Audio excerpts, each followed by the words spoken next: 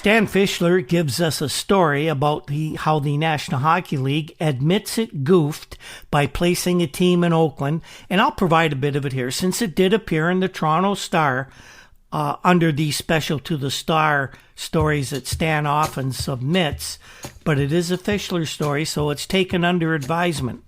Although Stan tries to make some dramatic pronouncement by Campbell, at no time did Clarence Campbell admit an NHL mistake in putting the team in the Bay Area.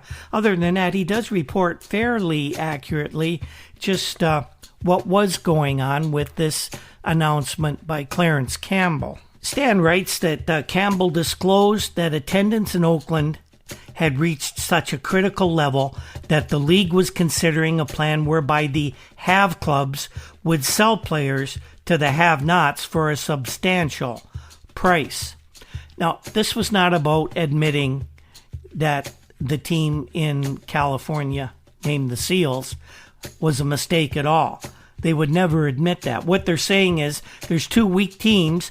They both happen to be in California, although there are weak teams in other cities. And the strong teams were going to have to supply player help to those teams. They've done that before. They did it with the Chicago Blackhawks back in the 50s, and they're thinking about an old solution to a new problem here in 1970, 71 actually. So that's what Campbell was talking about in this plan. Campbell's exact quote provided by Stan says, "We are considering some special plan in which the rich teams will make personnel available for substantial sums. Seals are averaging 6,000 fans per game, and our break-even figure is 10,000. So it's attendance that needs to be boosted, and everyone knows that you have a better team, you're going to have more people in the seats. Campbell knows that, and that's what he's trying to get done here. But the governors will not allow their assets to go to a weaker team without realizing some kind of handsome profit. But there was some actual criticism of the Seals franchise. Now, the Seals, as everyone knows at this point, had, because of an earlier trade, given up their first-round pick in this June's amateur draft, and it looks pretty certain that the Seals are going to finish at the bottom of the heap in the National Hockey League standings this year. That means they would normally get the first pick in the draft, which would give them young Guy Lafleur out of Quebec or Marcel Dion out of the Ontario Hockey Association St. Catharines Blackhawks. But the Montreal Canadiens own the Seals pick. And surprisingly, Campbell criticized the entire Seals organization for its lack of personnel and twitted owner Charles Finley, who also heads the baseball team in Oakland. Campbell said Finley's knowledgeable in baseball, but he's not that knowledgeable in hockey. Campbell went on to say that the Los Angeles Kings also require personnel rehabilitation. Boy, there's a lawyerly phrase if I've ever heard one.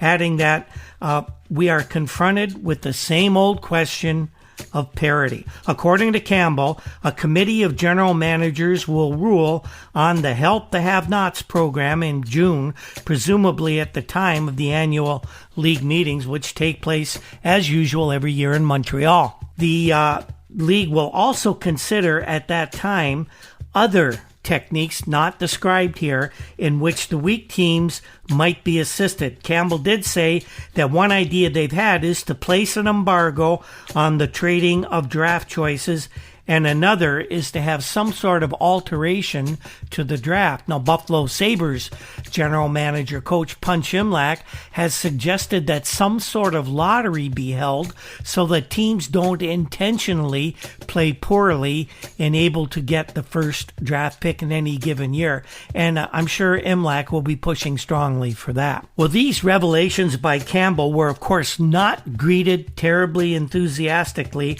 by some of the general managers that were at the governor's meeting, especially those representing what I guess we could designate as the middle-class expansion teams like Minnesota and Philadelphia. In fact, the North Stars general manager Ren Blair said that in a sense this plan would almost be condoning a team's mismanagement.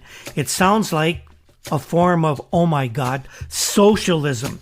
If we did a good job, why should we be punished?